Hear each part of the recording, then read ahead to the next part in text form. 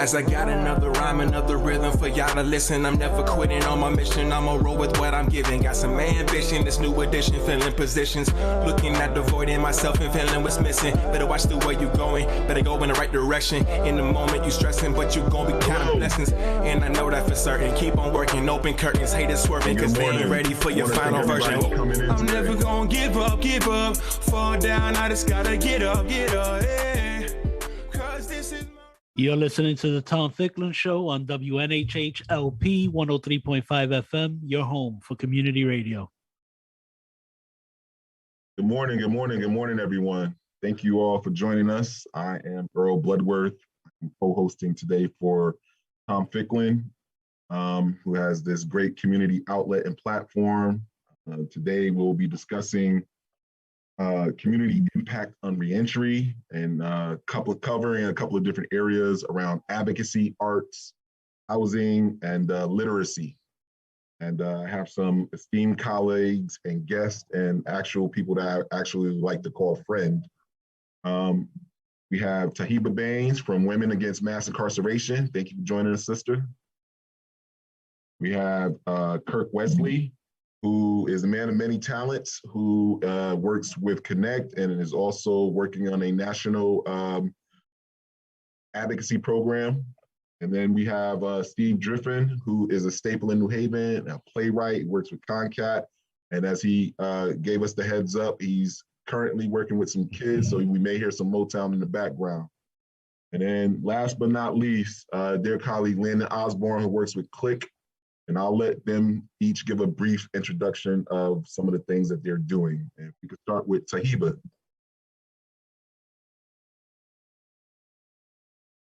Can't hear you, sis. I'm not sure what's going on. There you go. Nope. Okay, now, how about now? Here we go. Okay, great. Okay, so I apologize about that. Yeah, ladies first. Thank you for having me, Earl. Thank you. It's great to be on this panel with my esteemed colleagues and peers. And I just want to say, this is a great opportunity. I am the founder and executive director of Women Against Mass Incarceration here in Connecticut. And what we do is we advocate for formerly incarcerated women and girls. I am an abolitionist and I work from that framework, but I also work within the realm of reform. Knowing that sometimes you have to get in where you can fit in, right? So, so I just we've been doing a campaign for some time now, since 2019, and we just came to another big place in our clemency tour, and it was a 3-day clemency court tour, and it was really phenomenal. We started at the old Newgate Prison in Copper Mines in East Granby. And we had a press conference and we talked about the history of that prison, because it's one of the first prisons in the nation, if not the first prison in the nation, but definitely the first prison that housed women prisoners. And we also was able to tour the copper mines in which the prisoners worked. And then from there, we went to the Capitol and we had a whole full day from 11 to 4 symposium of awareness, where we had the commissioner for women, children, and seniors in equity and opportunity speak. They actually hosted us there. I collaborated with Once Incarcerated to do the entire tour. And we also had family members of the women that's in prison. We're highlighting 4 women and the reason why I say we're highlighting them is because their family members and friends have been in contact with us constantly since 2019 to ask about assistance with the clemency process. And I don't know how many people know this, but the clemency process is virtually invisible here in Connecticut at this time, because the Board of Pardon and Parole started to revamp the clemency process in 2019 to make it e-filing. And it has yet to be available because it hasn't been finished. And it's now 2021, which actually put the process on hold. You can't even file, manually, because they're revamping the system. Definitely interested in hearing more about that in the tour. I was able to take part in some of that tour, so I definitely want you to expound on some of the things that came out of the tour. And with that, I'm going to move over to Kirk Wesley. Good morning. Good morning. Thank you so much for having me, and thank you all for allowing me to be on this panel with you all. Yeah, just so real briefly about myself. My name is Kirk Wesley. I'm a resident in Bridgeport, Connecticut. I've been a 20-year resident here in Bridgeport. And, you know, the short story of my entry into the world and reentry is that when I was 17 years old, I went out with some friends and committed a robbery. I took a gun, put it at someone's head, stole their car, and some friends and I went and robbed a Subway sandwich stop. From there, you know, I was introduced really to the judicial system. I was incarcerated for a period of time, came home on parole, was 3 years of probation, and branded a convicted felon. Really through my sheer will and persistence, you know, I've been able to navigate myself and my life as a felon, and thankfully was able to get a pardon in 2018 from the state of Connecticut. So I really understand every level of reentry, on every level of how to be convicted to be actually pardoned in the process. And currently, you know, I work as a community organizer with Congregations Organized for a New Connecticut, or CONNECT for short, which is an organization that's multi-race, multi-faith, urban and suburban congregations and community organizations that have joined together to work on issues that impact quality of life and living for people from all demographics. Most recently, for the past 3 years, we've been working to get Clean Slate passed, which is a legislation that will be able to clear criminal records for a certain degree of level of crimes, without having to go through the pardon process.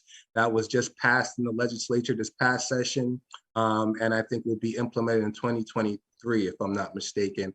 Along with that, I recently have been named the Connecticut State Ambassador for Reform Alliance, which is an organization founded by Jay-Z and Meek Mill to help to reform how probation and parole is done on a federal, state, and state level. So I'll be reaching out to all of you after this call to partner with you to see how we can work together on some of these issues. But that's me, Kirk Wesley, Bridgeport, Connecticut. Thank you again, Earl, for this opportunity. Not a problem. Glad to have you here, brother. Love working with you. My brother, Landon Osborne. Let us know a little bit about you, sir. Morning, everybody. Pleasure to be on the panel with you all. So my name is Landon Osborne. I am the program manager of CLICC, CLICC, and that's short for Connecting Through Literacy, Incarcerated Parents, Children, and Caregivers. So with our program, we provide services for children with incarcerated parents, and we provide groups for the incarcerated parents. So it's almost like two programs in one. On one end, we're facilitating groups on a weekly basis at 8 different facilities, which we're actually about to go back into. We were on pause due to the impact of COVID. And simultaneously, we provide certain mentoring services for their children. Our main goal is strengthening the communication between the incarcerated parents and their children. And hopefully, and we, in regards to the parents, work with them 6 months in a group, and we work with them 6 months post-release. So that's the work I do in regards to just criminal justice reform. And I'm always involved in different things. That's why I know some of you and connected with Earl. And aside from that, I do some clinical work in the New Haven area. Awesome, awesome. And last but not least, my brother. Actually, we do like we could be brothers, actually. From another mother. My man, Steve Driffin. How are you, sir? Good. Good morning, everybody. Great to be here on the panel with everybody. My name is Steve Driffin, and I work at CONCAT. I'm the director of youth programs and the co-director of operations at Connecticut Center for Arts and Technology by day, and by secondary, by night. My moonlighting gig is I'm a playwright, screenwriter here in New Haven, and I've been doing that for some time. And we just finished doing a show, and we'll talk about that a little later. Awesome, awesome. And so the thing that I love about this particular group of people right here is that there are so many intersections and connections, right? So earlier on, we're talking about clemency. my man right here, Kirk Wesley, who is a person who has a criminal past, but has exonerated himself through the pardon process here in Connecticut.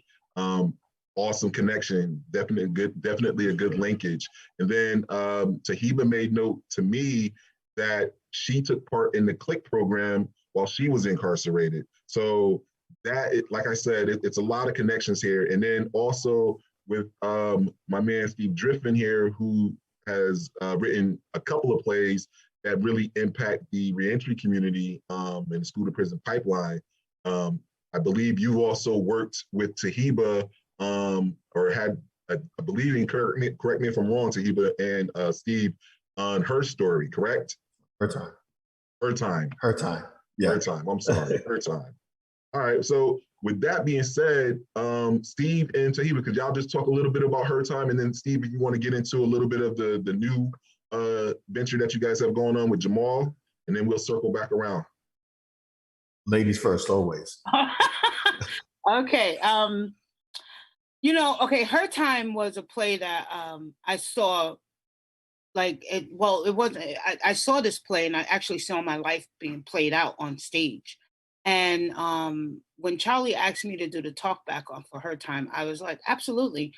And the very first day I brought my family there, my sons and myself, and I said, this is going to be interesting. I did not realize the impact it would have on me because I didn't understand how real it was. And it was definitely real life, real time situations that we as women face going through, especially with the child. One part of that was so interesting and so relatable for me is because when the young girl told her mother, "Why did you even come back here?" That's what my son said to me, and I was like, and when I didn't even know that was going to happen, but as soon as she said that, I looked at him and he looked at me, and I said, "Yeah." And the impact of that was like, wow, it's really great. So I hope to see something like that again because people don't understand the impact of coming home. People think once you come home everything is fine, everything is great, but Her Time put a real life spin on the what is not so great and the true reality of a woman coming home from prison after an exorbitant amount of time. Thank you. And I want to put a disclaimer here. Share as much as you feel comfortable sharing. And if there's a part, of your story that you don't want to, share with the public, it's completely understandable. I am, and I think that Landon can attest to this, that, sometimes when you talk about your stories, it does trigger. And not for nothing, whether you are a formerly incarcerated person or just a Black person in America, we have a lot of undealt with trauma. So just want to be cognizant and mindful of that. And getting to Mr. Driffin, you could talk a little bit more about Her Time and how the arts connect with reentry and how that's helpful for the community. Absolutely. So big ups to Charlie Grady, who is over Hang Time itself, and he approached me with this concept of reentry and working with this storyline. And little did we know that the chemistry between us would be there, in sync. So I was able to capture what his thoughts were and be able to then create characters around that. And we did that. So honestly, Thebus, when you said, what you said, I remember you saying that at the show. And it touched me because, when you write, you don't know the impact. You just know you're doing something real. And so with Hang Time, as we all know that, they're really about reentry, getting people involved back into society. And one of the things with the production itself, we have people who were incarcerated before now being part of productions behind the scenes. So they're getting another taste and an avenue of doing things and opportunities to work as well. With that. So, and artistically, it's just great to be able to talk about and to write about real stories that impact us and that we can relate to and that speak to situations that are real and not just frivolous or, with no substance. So I'm thankful for that. So her time was powerful. We're trying to do that again. The pandemic threw us off. Like just when we were getting ready to lift with her time, pandemic shut us down, and that did its run on all the artists. But I continue to write, and Charlie continues to throw ideas at me and concepts. And so we just finished Jamal, which was done in Branford at the Legacy Theater in Branford, actually this past Sunday, the 25th. And that was a great show. It was a sold out crowd, and it was just really impactful in the storyline. And it dealt with, the January 6th insurrection, but really just the relationships between young people and how the system and drugs and crime still impacts our youth and really just brings them in, knowingly and unknowingly. So basically that was that. Thank you. Would you say that some of the things that contribute to some of the violence in our community, some of the unfortunately kind of predestined school to prison pipeline scenarios can deal with, for lack of a better word, a scarcity of resources, and not for nothing, the baked in institutionalized racism that we have in our society? Absolutely, hands down. I don't even think that's a rhetorical question now, right? Because I think we all see it, and it's unfortunate. And the thing is, what I think we need to do. One thing I love about the arts, as it relates to that, it gives the opportunity to create a dialogue that most people probably wouldn't have, like how you said earlier, Earl, like, what you feel comfortable sharing. I notice the arts, when you do it in a really creative way, people begin to talk more about what they experience. And then that opens up opportunities for healing and discussion, and people not feeling like they're on an island alone, and that there are other people that have overcome, there are people that have overcome, and that they can do it too. So I think that's where the arts comes in relation to the school to prison pipeline. So, and as you're talking about, I remember I'm dating myself here. It was 30 years this year that I first did my first street play in New Haven. Wow. Entitled Yo Street. And it was my response to the whole crack epidemic and the drug and how the police and everything else, and how the communities fell and deteriorated because of drugs. And I did that on the streets, or right on Orchard Street. And we closed the street off, right? So that it all comes up to now. So I guess I've always been involved in that community aspect of talking about our condition, but then also bringing light to it. It's not our sob story or our, story that's, just sad. Because there's some beauty in it, because we have risen above and people have overcome. Awesome. Hey, Landon, I wanted to ask you, and then, connecting that with Tahi, because she said she had taken part in the program. You work with parents that are incarcerated, and you work with their children and family out in the community, both in New Haven and Bridgeport. How do you feel when you're impacting both sides of the equation? Because a lot of times when people think about people being incarcerated, they just think they're incarcerated in an island. They fail to understand the impact that people's incarceration have on their community as well as their family. And the family is essentially doing time with the individual that's incarcerated as well. So in regards to some of the work I do, it's just my feelings around it. I think it's powerful when you're able to just find ways to connect parents with their children. On one end with the parents, we're doing facilitating support psychoeducation groups where we're introducing some of the men and women that we work with just to their situation, just giving them the information on their situation, the stats, like how many incarcerated parents are there? What are the impacts of parenting while being incarcerated? What's the impact on their children? There's not a lot of information given to those who are incarcerated, the impact of their incarceration on their children, and collaterally how it affects their families, their community.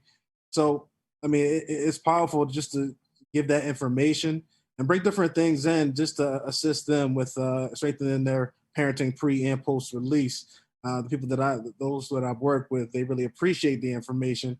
And it's some of the stuff, it may seem like common sense, but it's not always, it's not always common. knowledge. It's definitely with those who are incarcerated.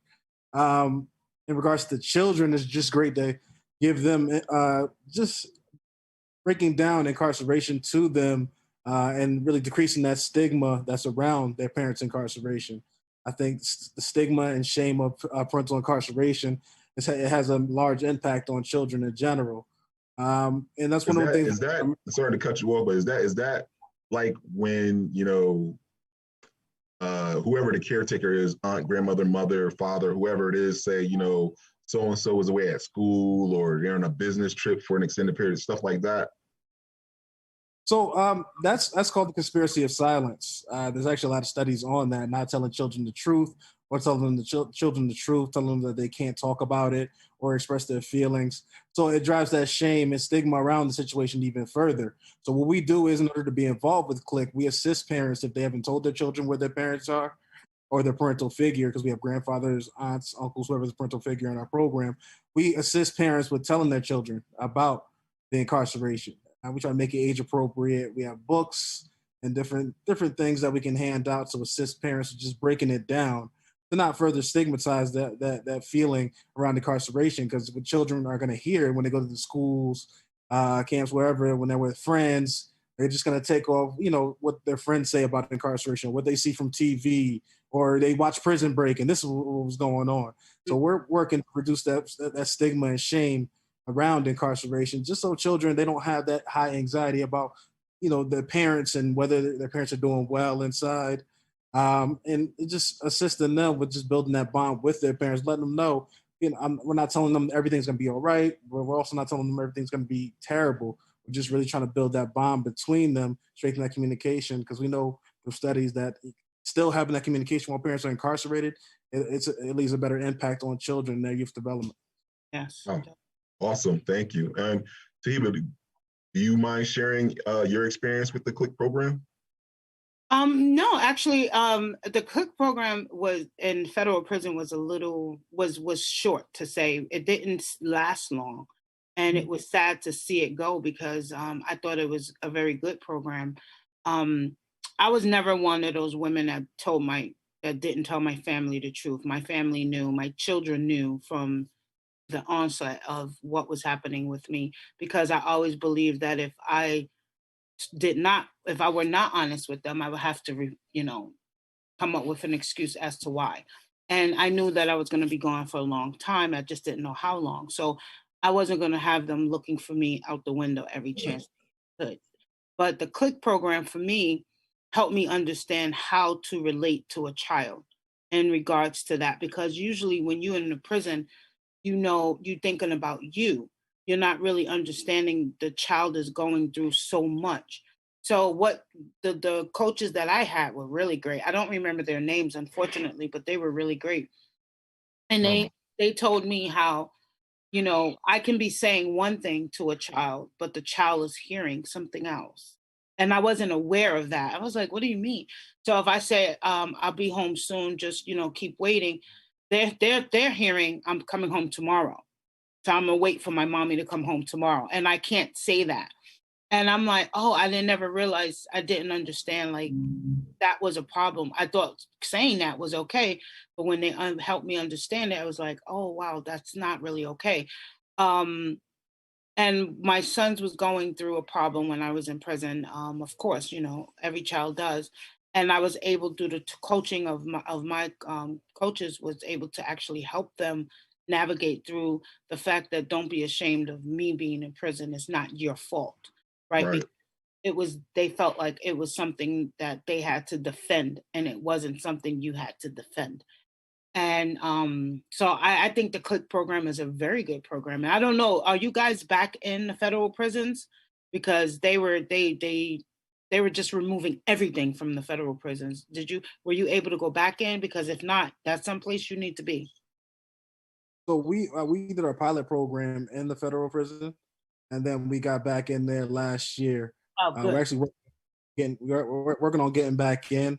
We actually have orientation for the state prisons soon, so we should be getting back in there as well. But we do have a connection with the federal prisons right now, so that's been going well. It took us about 5 years to get back in there, but we're back. Well, that's a great transition to my man Kirk Wesley, because I think a lot of people fail to understand that there's a difference between state and federal prison.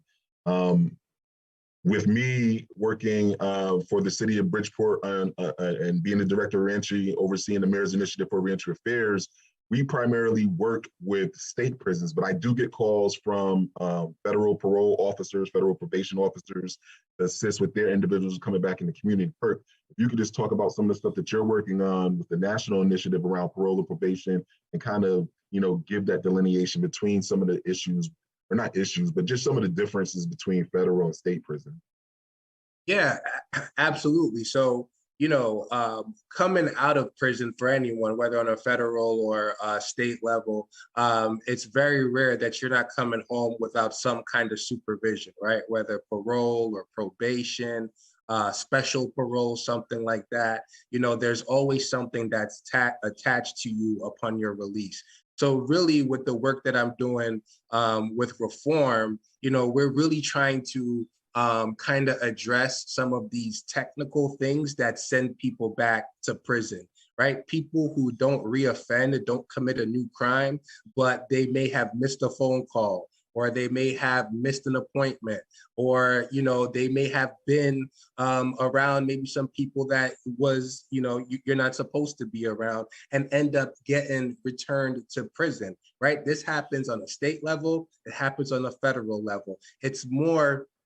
We'd say it's more abusive kind of on a federal level, really, because there really is a very limited way to checks and balances how those things happen. And I'm sure Tahiba can speak more to that. My charge was really more on a state level. And even with that, right, I faced being almost sent back simply because I like to think my parole officer was having a bad day that day, right?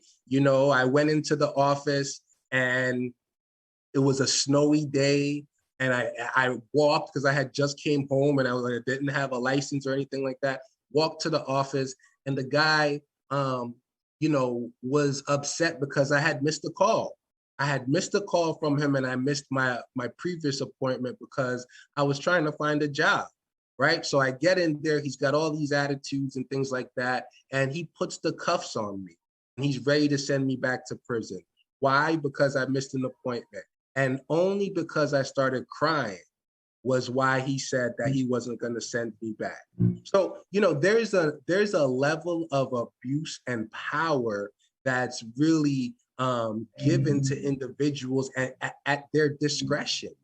And what I'm saying, what we're saying at Reform and with Connect is that there has to be a way to look at these things from a human lens and a humanity, kind of perspective, to be able to look at, yes, there may be some technical things that are there, but what's the morality behind it, right? What's the humanity behind it?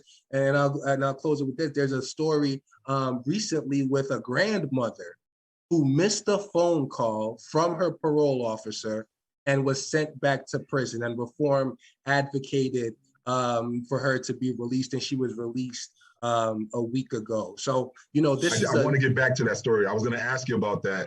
I was going to ask you to bring that up because I think that connects too with some of the stuff that Tahiba's working on, but please continue.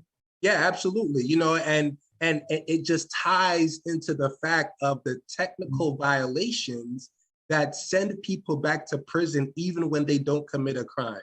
I mean, it's when you do something, you have the worst day of your life, and you have to pay the consequences for it.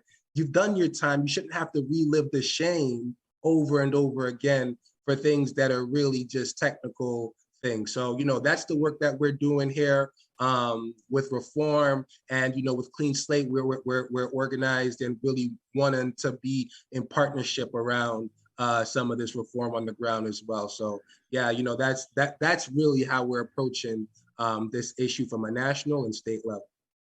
That's a great segue, and I believe we're talking about the same story.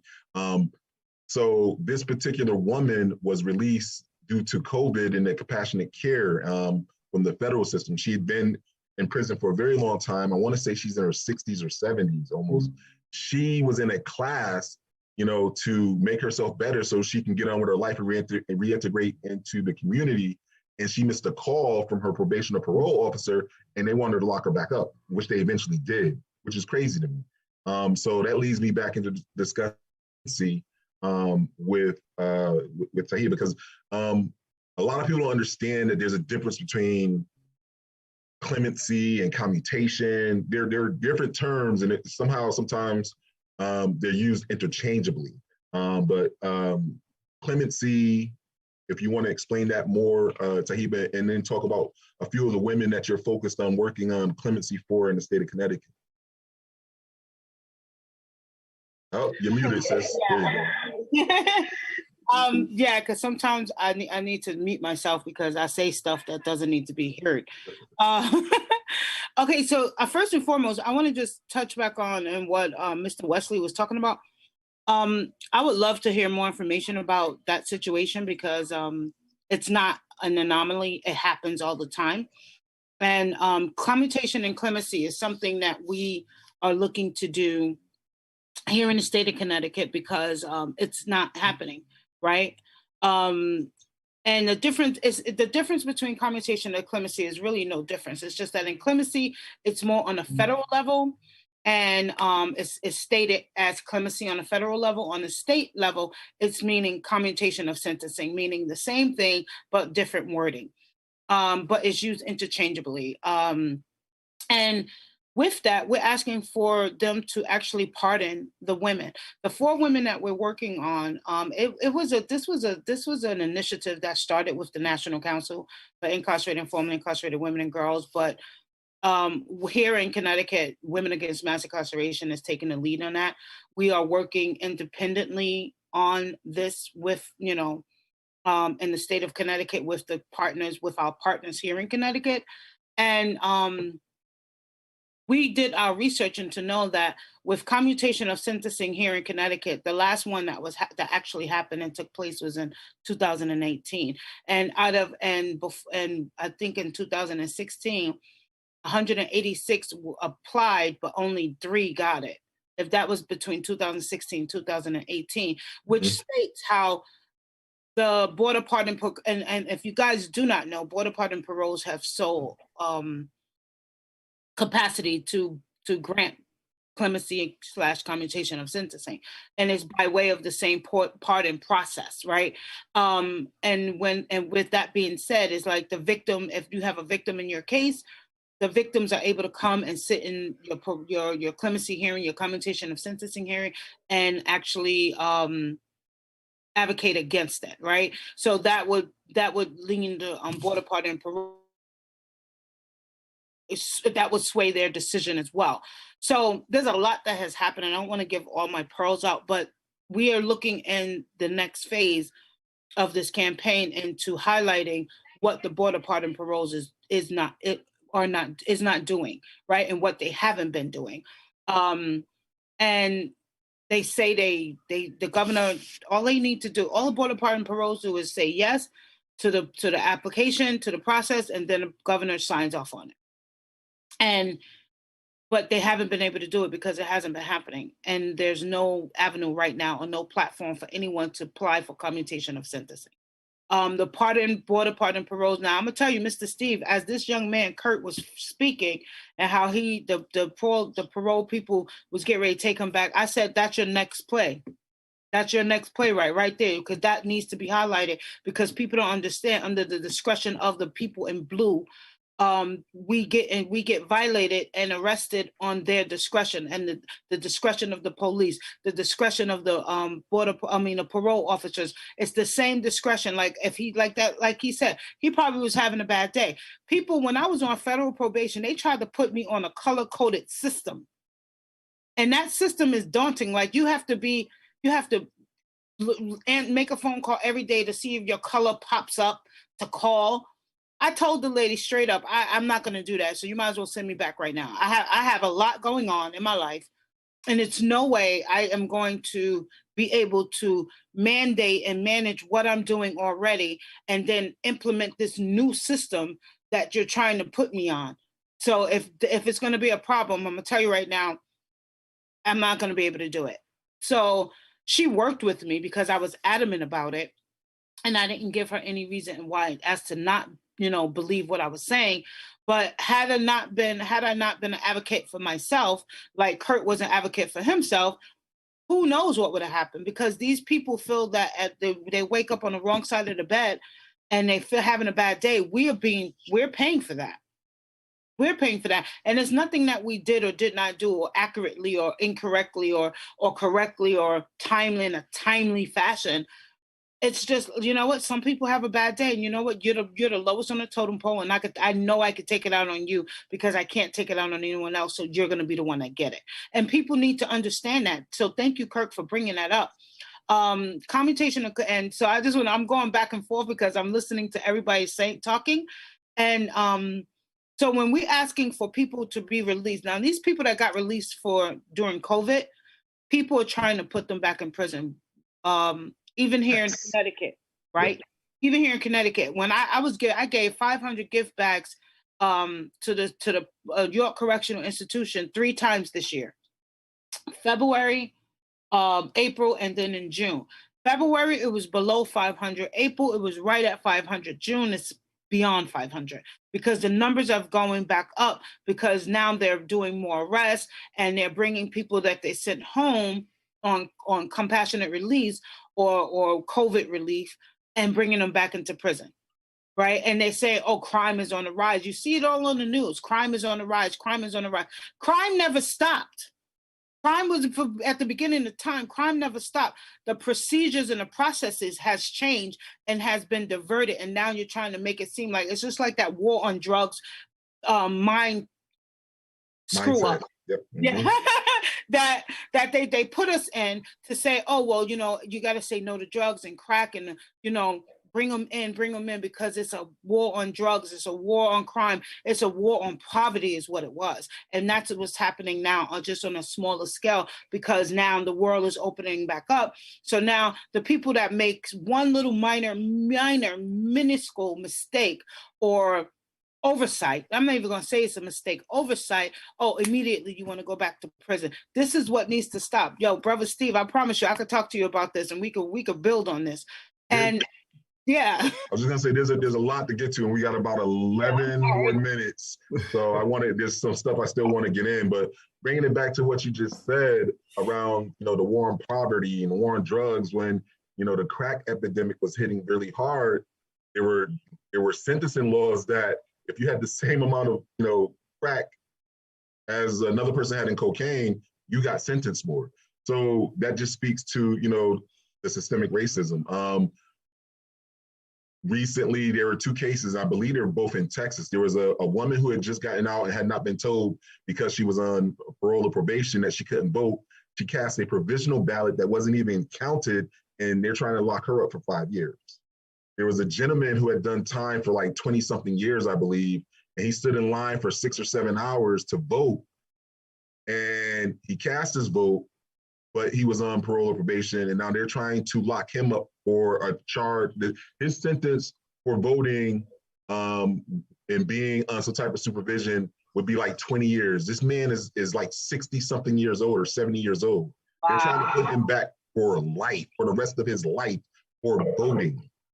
You cannot tell me that these voter suppression laws are not impacting Black and brown and marginalized folks such as ourselves. I don't want to hear that. That's true. And you know what? Your voice matters.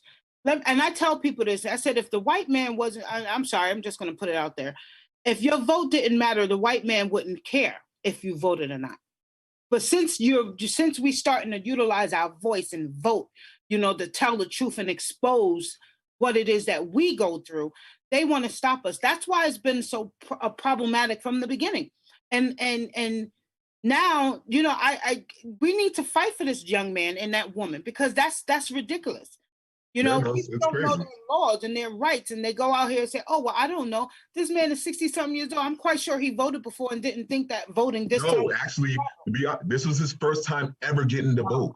He had never voted before. Wow. So, with that being said, though, we live here in New England, and Connecticut is the second chance progressive state. I feel conflicted about that in some cases on multiple levels. We are making progress though, so I will say that I always want to look at the positive aspects. There's been a lot of work done, like Kirk was talking about, around Clean Slate.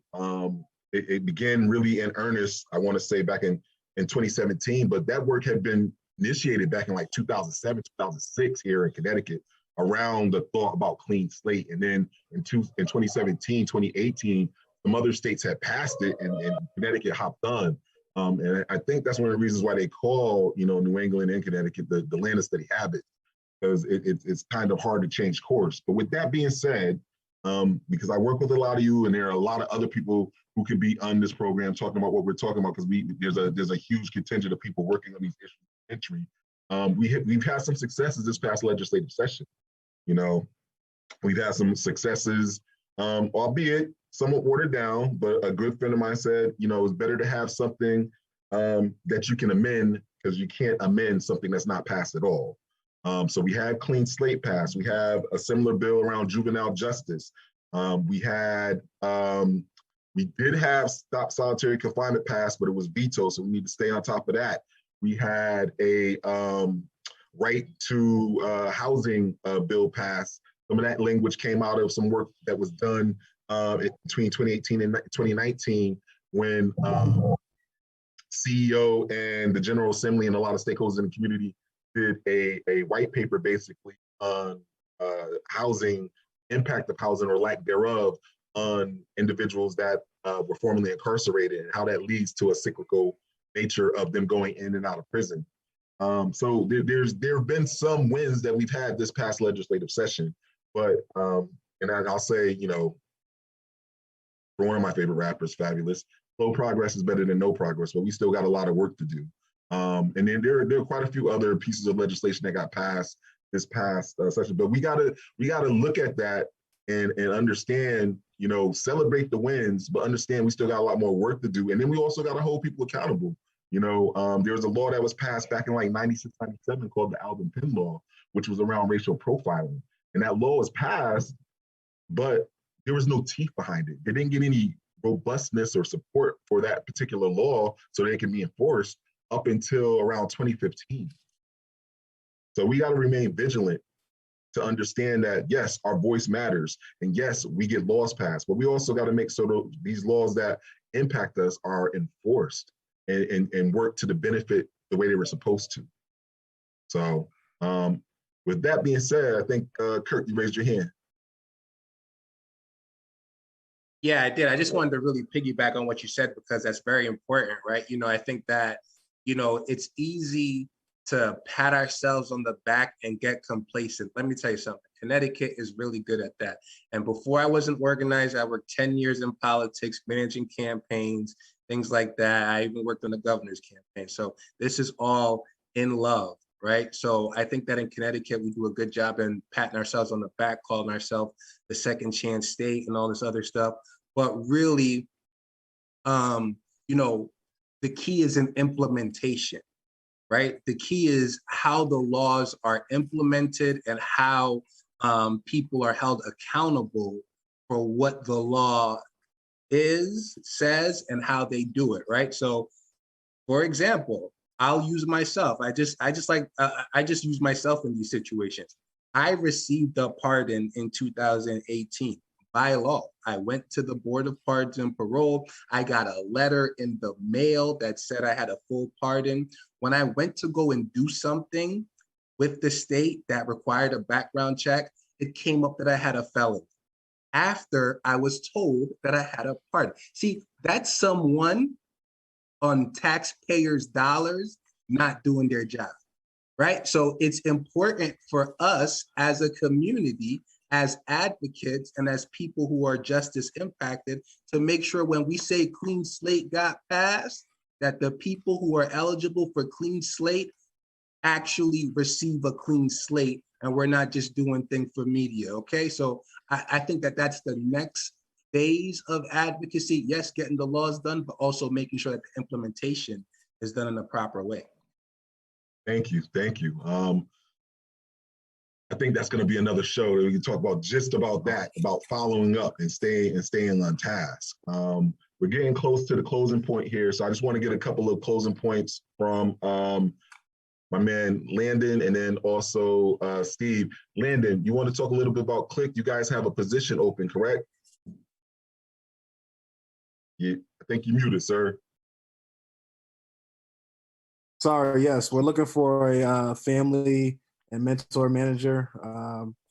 Just to oversee some of the work we're doing with our families and oversee our mentoring program. Like I said, we provide mentoring services for a year, 1 hour per week, for the children impacted by their parent or parental figures incarceration. So in order to get that job, I mean, you really just need a reliable car, be in the human service field, have some experience. We're looking for commitment. We're not a job. We're not a 9-to-5 job.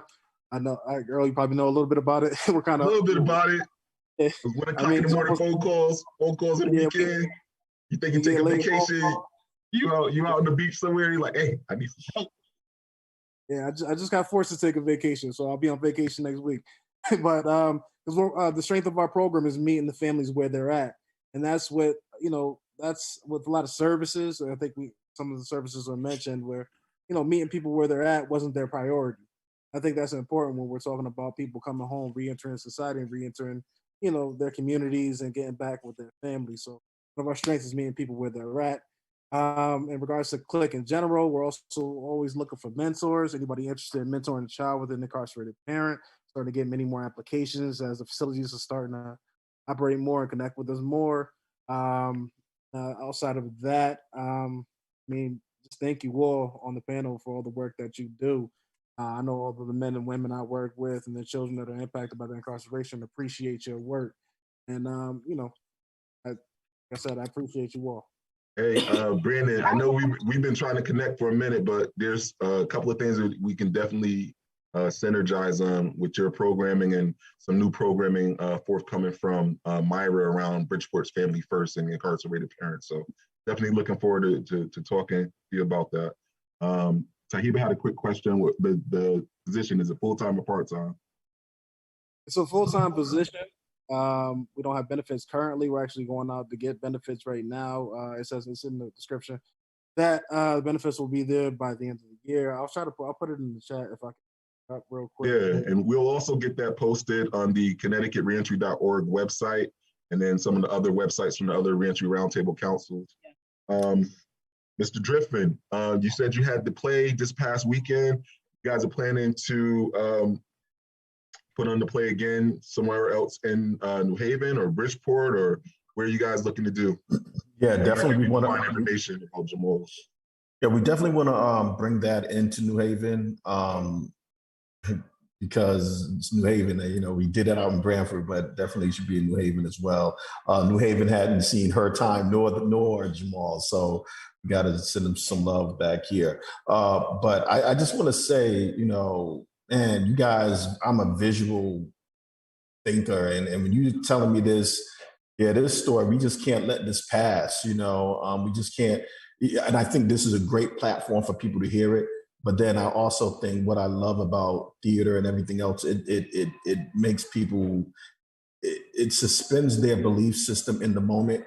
And then they're able to kind of like really see it as it is and the impact. And when you mirror something in front of people, it always has a different effect on them. And I think we need to talk about how this system is arrayed against people of color and, marginalized people, and how we can't do this.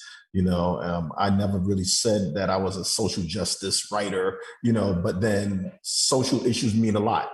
That, so I keep, because I'm impacted by it just as much as anybody else. And I know people, but Kurt, with your story, I know people, Tahiba, with your story, and it trips me out that this is going on. And we gotta do more. So let's do it. No problem. Let's talk. Thank you. Kurt, if you have any updates about what you're doing with Slate real quick and your new national platform, and then I'm gonna close out with Sister Tahiba. Yeah, like I said, with your clean slate, I think the next level is just making sure that the implementation is done in the right way, and the people who will be impacted from the legislation actually see it through, and that their records are expunged when it needs to be expunged. I think with Reform Alliance, would love to connect with each of you individually to really help to build the membership here in Connecticut for individuals and partner organizations. And we can talk offline of what that would look like, but definitely would like to connect with you all around that. And Mr. Driffin, I want you to know, I wrote a book about my story called Youthful Offender. Would love to share it with you. Maybe we can try to work with some of that as well, because you know, I think that storytelling is very, very important, especially in this space. So Earl, thank you again. Not only in this space, but it's part of our history. You know, we have, what is it? Is it the griots, Mr. Driffin? Yeah, storytelling is part of, you know, that's part of our narrative, so to speak, no pun intended. But Sister Tahiba, you know, what's going on with you? Where can we see you next? What's going on with the Clemency Tour and the restart of that? I know you're doing a million things. You gotta unmute. All right, so the Clemency Tour has ended, and I'm very grateful that it's over. It was a lot of work and hard work. You did a great job, sis. Thank you. It was really phenomenal. The next steps with the Clemency Tour, with the Clemency campaign, should I say, is that we're going to be doing outreach. We're going to be mobilizing and galvanizing and strategizing for the next session. And we're going to need everyone's help to actually get the word out. So we'll probably be doing some more type symposiums about clemency and more video chats with the families of the women that's in prison that we're highlighting. We're highlighting Ebony Casey, we're highlighting Krista LaFountain, Tracy Schumacher, and Madeline Griffin. And these are the people that I've been in contact with, their families. So that's why I'm highlighting them. There's more to come, but we're going to start with these four first. And we're going to you're going to see more podcasts, more streaming, more lives of talk with these family members talking about why clemency is important. And we're going to do op-eds and stuff like that too, concerning the broader pardon paroles and why they're not moving fast enough. And what is the procedures and how does it look if you're turning it to e-filing, electronic filing? Are the women and men in prison going to be able to actually file all the paperwork that's needed? Because it's a lot of paperwork. And if you miss one piece of paperwork, you can be denied. And how are you going to, we're asking them now to be held accountable for their process. That's basically what our next steps are going to be. All right. So we got 30 seconds. I just want to close out. There are some stuff coming up on pardons and paroles coming from Myra, or pardons and expungement coming from Myra. And then if you're around tomorrow, RISAF is doing a resource awareness gathering from 12 to 4 at 2470 Fairfield Ave. If you have some information or you work and you want to give some information to the community, please come out. Let me know if you would like to be a part of that. You can still join on. They'll give you tables, some food, kids, balloons, all of the whole work. So I'll be there tomorrow as well from 12 to 4. Did you say we could do tabling? Yes, I'll follow up with you, sis. Yes. And you as well, Mr. Wesley and Mr. Osborne. This is Harry Droz, and you're listening to WNHHLP 103.5 FM, New Haven. As I got another rhyme, another rhythm for y'all to listen. I'm never quitting on my mission. I'ma roll with what I'm giving. Got some ambition, this new edition, filling positions. Looking at the void in myself and feeling what's missing. Better watch the way you going. Better go in the right direction. In the moment you stressing, but you gon' be counting blessings. And I know that for certain. Keep on working, open curtains. Haters swerving, cause they ain't ready for your final version. Whoa. I'm never gonna give up. Fall down, I just gotta get up, yeah.